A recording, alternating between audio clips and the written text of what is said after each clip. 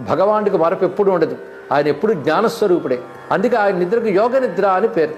అయితే ఇక్కడ యోగ నిద్రకు సంకేతం ఏంటంటే అంతర్ముఖ సాధనకు అనుకూలమైన కాలం ఈ చాతుర్మాసం అని చెప్పడం. ఇక్కడ నుంచి అంతర్ముఖ దృష్టితో పరమాత్మను అన్వేషించి సాధన చేయాలి. అది ఇక్కడ శయనేకాదశి అనే మాటలో ఉన్నటువంటి అంతరార్థం. ఈ రోజు నారాయణ సంబంధమైనటువంటి ఆరాధనలు చాలా విశేషం. ఉపవాసం ఉండడం, అదేవిధంగా మరోజు ద్వాదశి అత్యంత ముఖ్యమైనది. ఆ రోజున వామనమూర్తిని మళ్ళీ పూజించాలి. అందుకే ఏకాదశి ద్వాదశి పూజకు అర్హత ఏకాదశిని తెలుసుకోవాలి. అది ద్వాదశి ప్రధాన పూజ.